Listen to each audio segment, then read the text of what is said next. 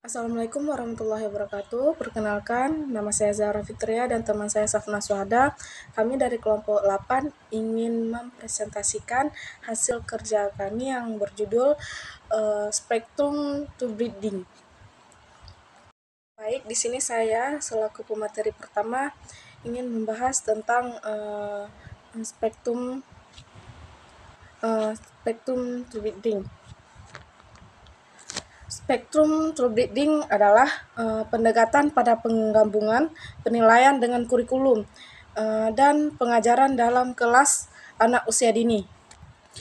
Guru mengamati atau menilai anak secara efektif. Guru yang bisa menguji anak dengan baik akan menjadi guru yang lebih baik. Yang kedua ada definisi spektrum true breeding.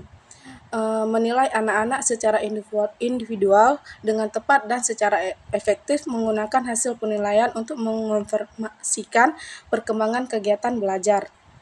Guru juga menggunakan penilaian untuk menjelaskan tujuan dan sasaran bagi suatu kelompok anak tertentu, mengenali kelebihan dan kebutuhan anak-anak, dan mengawasi kemampuan mereka, memahami dan mengetahui bagaimana melakukan dengan penting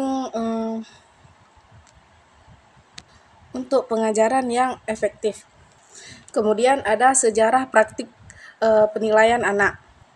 Praktik penilaian pembelajaran dan perkembangan anak dimulai dengan psikolog Prancis Alfred Binet pada 1904. Penilaian pada awalnya disebut sebagai pengujian. Pengujian melakukan psikolog yang terlatih khusus yang menggunakan prosedur standar yang menafsirkan skor berdasarkan data normatif. Tes-tes ini kerap digunakan untuk tujuan diagnostik. Salah satu yang digunakan paling terkenal adalah tes IQ. Tugas seorang guru adalah memberikan pembelajaran yang menyampaikan pengetahuan dan keterampilan pada siswa. Guru mengetahui apa yang harus diajarkan, sedangkan semua pemenuhan tuntutan kurikulum sekolah diserahkan sepenuhnya kepada anak-anak.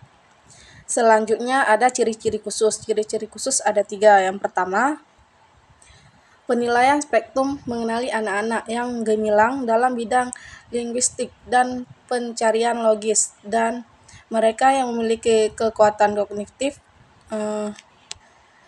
dan pribadi dalam kecerdasan lainnya. Penilaian ini juga membutuhkan perhatian guru pada bidang-bidang potensi kecerdasan yang memerlukan perhatian lebih lanjut dan intervensi dini. Yang kedua, untuk menilai pemahaman anak-anak tentang konsep angka, misalnya spektrum merespon kekaguman anak-anak prasekolah dengan dinosaurus. Sebuah permainan papan mendorong peran serta memanipulasi anak pada kepingan permainan dinosaurus menunjukkan keterampilan berhitung, kemampuan memenuhi peraturan, dan menggunakan strategi. Yang ketiga, untuk mengukur kemampuan mereka, seorang anak diminta membongkar dan merakit sebuah penggilingan daging, pompa minyak, atau beberapa peralatan rumah tetangga yang umum lainnya, dan menggunakan pendekatan pemecahan masalah dengan benda mekanis, kemampuan visi ruangan, dan keterampilan gerak halus. Sekian dari saya, akan dilanjuti oleh Safna Suhada. Untuk Safna Suhada, saya persilahkan. Baiklah, saya akan melanjutkan penjelasan berikutnya, yaitu pendekatan spektrum pada penilaian prasekolah. Jadi, pendekatan spektrum pada penilaian prasekolah ini dimulai pada tahun 1985. Proyek Spektrum adalah inisiatif penelitian selama 10 tahun yang didasarkan pada Zero di Harvard Graduate School of Education. Jadi tujuan dari pendekatan spektrum pada penilaian prasekolah ini adalah tujuannya untuk mengembangkan suatu sistem penelitian dan kurikulum yang memperkuat keragaman bakat di antara anak-anak yang ada di setiap kelas usia prasekolah dan sekolah dasar. Spektrum juga berpandangan bahwa setiap anak menunjukkan kemampuan kognitif itu yang berbeda-beda. Selanjutnya ada landasan teoritis. Spektrum berlandasan ada dua teori. Yang pertama ada teori kecerdasan majemuk atau multiple intelligence yang dikembangkan oleh Howard Gardner pada tahun 1993 sampai 1999. Teori kecerdasan majemuk ini adalah kecerdasan sebagai kemampuan untuk memecahkan suatu masalah dalam menciptakan suatu produk yang bernilai pada suatu budaya, dan dari kecerdasan majemuk ini mempunyai 9 kecerdasan. Yang pertama ada kecerdasan verbal atau linguistik. Contohnya itu seperti anak suka membaca, menulis, berbicara. Yang kedua ada kecerdasan logis atau matematis. Seperti anak suka matematika itu seperti berhitung. Yang ketiga ada kecerdasan spesial atau visual. Contohnya itu seperti anak suka menggambar, melukis. Yang keempat ada kecerdasan kinestetik atau menari. Contohnya itu seperti menari, olahraga. Yang selanjutnya ada kecerdasan musikal. Contohnya itu seperti anak suka bermain melodi, irama, musik, dan bernyanyi.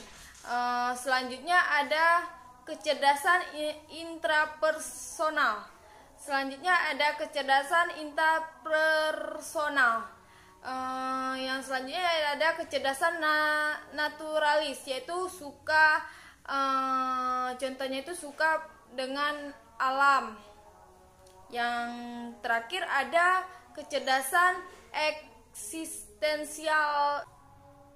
Yang kedua ada teori perkembangan non-universal yang dikembangkan oleh David Henry Feldman yang pada tahun 1994 sampai 1998. Yang kedua ada landasan teori perkembangan non-universal yang dikembangkan oleh David Henry Feldman yang dikembangkan pada tahun 1994 sampai 1998.